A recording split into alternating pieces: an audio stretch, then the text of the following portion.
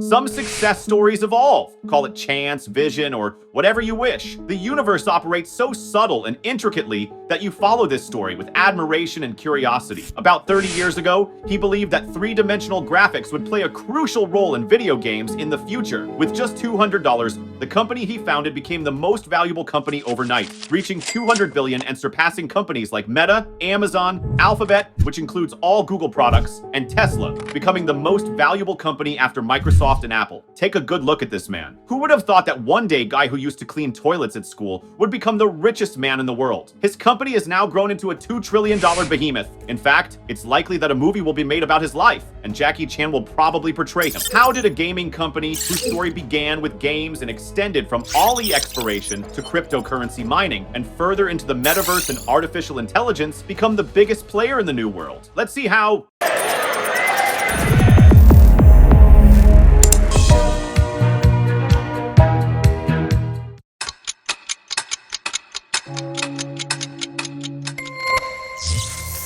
If you are 100% certain of your vision, one day the sun will surely rise above your head. The man you will frequently hear about is named Jensen Huang. Born in Taiwan in 1963, his family moved to Thailand when he was just 5 years old, and at the age of 9, they sent him to his uncle in Washington State, USA, for a better future. His uncle then sent him to a boarding school in Kentucky. As you can understand, this boy had to move across 4 different parts of the world before he even turned 10. The boarding school he was sent to is also quite interesting. It's situated in a mountainous and impoverished area amidst communities that were hostile towards each other. Imagine a small school established with the aim of teaching children from feuding families to love one another and not fight. Jensen's body was covered in bruises and scars because he would constantly get into fights with his 17-year-old roommate. Jensen said on a radio program that all the children were carrying pocket knives, and if they fought, chaos would erupt. They would get injured, and everyone would start fighting each other. In that school, everyone had to work after school, and Jensen was assigned the task of cleaning the toilets. That period was very difficult for me. I had to work hard, but in the end, it was an experience that shaped my life, he says. He says he is a person who always tries to see the good side of the situation rather than the bad side. Here is the story of a diligent student who, while only 16 years old, graduated from high school and entered a state university in Oregon to study electrical engineering. While working part-time at Denny's restaurant, he was also commuting to his school. One day, in the school's laboratory, he met a girl when he was still 16 years old. They later got married, had 2 children, and became owners of a dog. They have been living happily together for over 40 years. After graduating from university, they moved to California, and he began working at various companies in Silicon Valley. One day, Jensen was hanging out with 2 friends at Denny's restaurant. Jensen, who once worked at Denny's, was now there as a customer, catching up with his friends. The idea of starting their own company emerged during such a gathering. They wondered, what kind of company should we be? How can we contribute to the world? They brainstormed and then left the place. On the way, a light bulb went off in Jensen's mind, and he immediately went to buy a computer and installed a presentation program on it. Back then, there was no PowerPoint or Keynote. Adobe had a program called Persuasion, which he installed. Why did he do this? Because you have to be a good storyteller. We need to be able to present our ideas well to others. 1.5 months later, on April 5th, 1993, they established the company. NVidia originally wanted to name the company not NVIDIA, but Envision. However, that name had already been taken by someone else, a toilet paper company no less. Is this related to toilets? Oh my god, no. Hold on. Consequently, Jensen coined the company's name from a Latin word. The word NVIDIA means to covet or to admire. Jensen Huang, along with his 2 friends, Chris Malachowski and Curtis Preem, had begun working in the innovative field of graphics-based computing, and they had a very good grasp of the future of this new sector at that time. By 1998, the company had introduced the Riva TNT, a chip for accelerating 2D and 3D video graphics. This was my first computer as well. In the meantime, their competitor was a company called 3DFX, which dominated the market with its Voodoo series of models. What happened to 3DFX? The company went bankrupt. Anyway, later on, the GeForce series would emerge. Starting with the GeForce 256, it brought innovations such as lighting and 3-dimensional graphics to consumer computers for the first time, a legend that continues even today. GeForce began their journey with $40,000, and companies that recognized the potential of this future also provided them with funding. Initially, they received a fund of $20 million,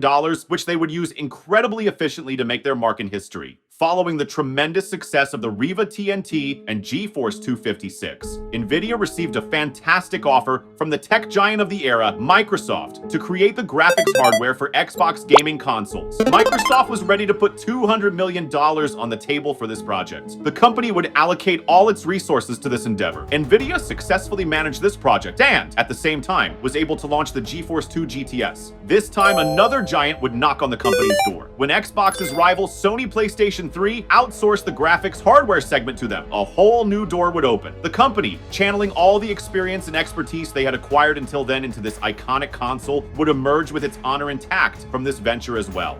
Therefore, the 2000s were going great until 2008, but the first stumble would occur after this date. Production errors in some models they manufactured, whose exact models we still don't fully know, would seriously damage the company's reputation and stock value. As the 2010s began, NVIDIA quickly healed this wound by recalling all the faulty products from the market and would then strike a multi-billion-dollar deal with Intel. However, the entire destiny of the company would be reshaped by a decision made in 2014. After attempts to create their own console, like the NVIDIA Shield, and several unsuccessful expansion attempts, the board of directors made a radical decision to limit its product range to three main areas: automotive electronics, mobile devices, and video games. The topic of automotive technologies became one of their most significant entries into the field with the deal they struck with Toyota in 2016. And soon after, there were hardly any major players left that they hadn't collaborated with, including Google and Apple. But then, look at another pivotal moment. Work on machine learning and deep learning had already started a long time ago, but still hadn't gained the expected momentum. This was because these technologies, which operate with neural networks resembling the human brain, needed data, massive amounts of data. And this issue was naturally resolved with the advent of the terrifying technology known as the internet.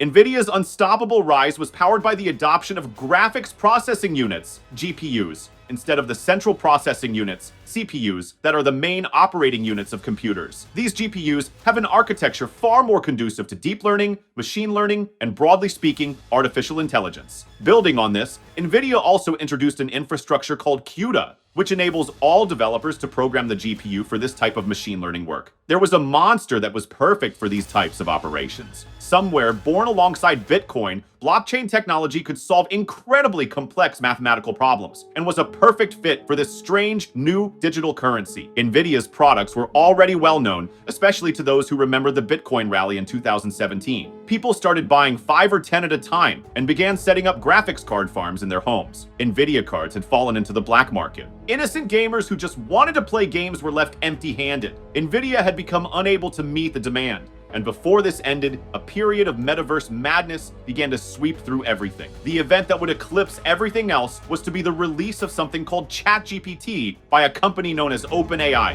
You might think NVIDIA was very fortunate, but NVIDIA was among the first companies to support OpenAI from the outset by providing solutions suitable for large language models. We could say they capitalized on the opportunity. Perhaps they had a keen eye for the potential here as well. Simply put, in this race of artificial intelligence that has left all past developments behind and into which every company is now desperately trying to enter, everyone from OpenAI to Meta and from Amazon to Apple has come to depend on NVIDIA. If you are very good at something, competition doesn't concern you. Never forget this story. The more visionary you are, the fewer competitors you will have. Elon Musk's rocket company is an example of this. What is love? Like liking. What is marriage? Like subscribing. What is betrayal? Like disliking. What is loyalty? Like writing a comment. What are love, marriage, betrayal, and then what is divorce? Only those who unsubscribe do this. Thank you for your patience and attention.